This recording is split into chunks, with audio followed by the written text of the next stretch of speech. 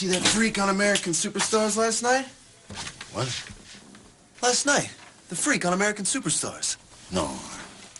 I mean, yes, I saw that guy accidentally.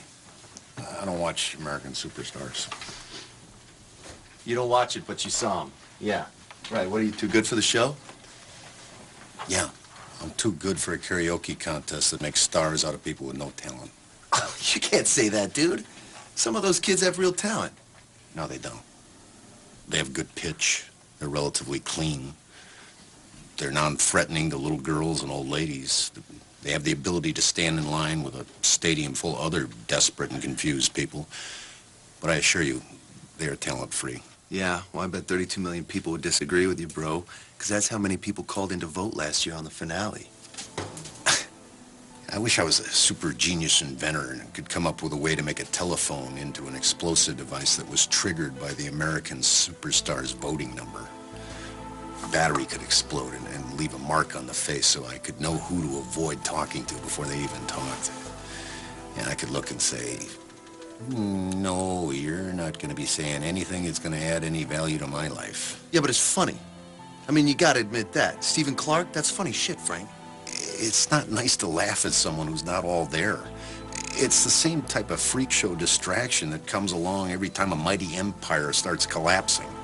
American Superstars is the new Coliseum, and I won't participate in watching a show where the weak are torn apart every week for our entertainment. I'm done, really. Everything is so cruel now. I just want it all to stop. So sorry for Jennifer Aniston? No, it's tragic. You know, and I don't care how many foreigners she adopts. I do not like Angelina Jolie either. I mean, nobody talks about anything anymore. They just regurgitate everything they see on TV or hear on the radio or watch on the web. When was the last time you had a real conversation with someone without somebody texting or looking at a screen or a monitor over your head?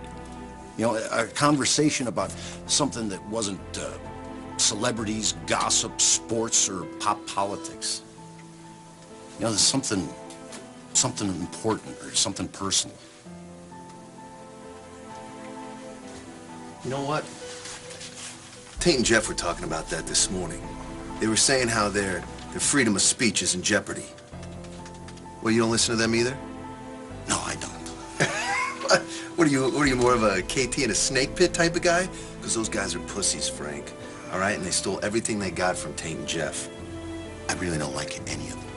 How can you say that, bro? So maybe they're not politically correct, but it's funny, Frank. Well, seeing how as I'm not afraid of foreigners or people with vaginas, I guess I'm just not their target audience. You don't get it. If you got it, you wouldn't be so offended. Oh, I get it, and I am offended.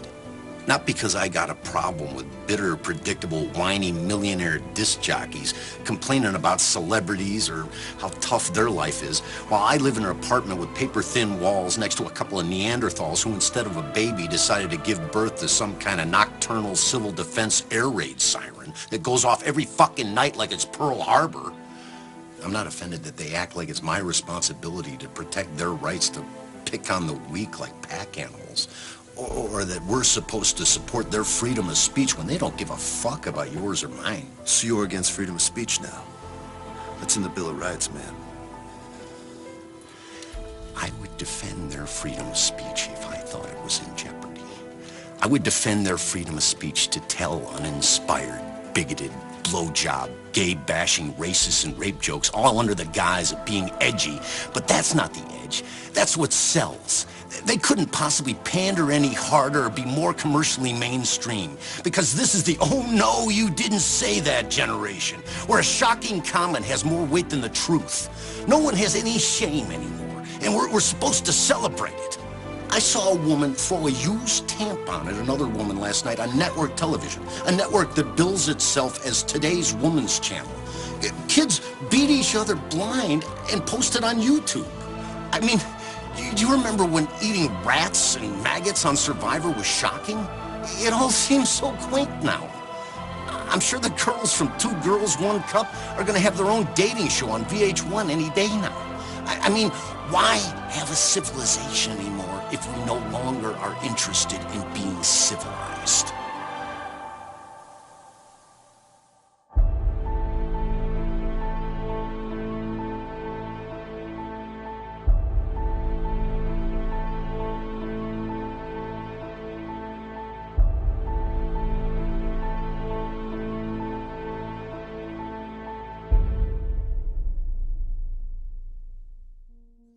Who, my friend, can scale heaven? The Epic of Gilgamesh, Sumer, 3rd millennium BC. What? I sometimes ask myself in amazement. Our ancestors walked from East Africa to Novaya Zemlya and Ayers Rock and Patagonia. They hunted elephants with stone spear points. They traversed the polar seas in open boats 7,000 years ago. They circumnavigated the Earth propelled by nothing but wind. They walked the moon a decade after entering space. And we're daunted by a voyage to Mars? But then I remind myself of the avoidable human suffering on Earth. How a few dollars can save the life of a child dying of dehydration. How many children we could save for the cost of a trip to Mars. And for the moment, I change my mind. Is it unworthy to stay home, or unworthy to go? Or have I posed a false dichotomy? Isn't it possible to make a better life for everyone on Earth, and to reach for the planets and the stars? We had an expansive run in the 60s and 70s. You might have thought, as I did then, that our species would be on Mars before the century was over. But instead, we've pulled inward. Robots aside, we've backed off from the planets and the stars. I keep asking myself, is it a failure of nerve or a sign of maturity? Maybe it's the most we could reasonably have expected. In a way, it's amazing that it was possible at all. We sent 12 humans on week-long excursions to the moon, and we were given the resources to make a preliminary reconnaissance of the whole solar system, out to Neptune anyway. Missions that returned a wealth of data, but nothing of short-term, everyday, bread on the table, practical value, or at least not much. They lifted the human spirit, though. They enlightened us about our place in the universe. It's easy to imagine skeins of historical causality in which there were no race to the moon and no planetary program. But it's also possible to imagine a much more serious devotion to exploration, because of which we would today have robot vehicles probing the atmospheres of all the Jovian planets and dozens of moons, comets, and asteroids. A network of automatic scientific stations emplaced on Mars would daily be reporting their findings, and samples from many worlds would be under examination in laboratories of Earth, revealing their geology, chemistry, and who knows, maybe even their biology. Human outposts might be already established on the near-Earth asteroids, the moon, and Mars. There were many possible historical paths. Our particular causality scheme has brought us to a modest and rudimentary, although in many respects heroic, series of explorations.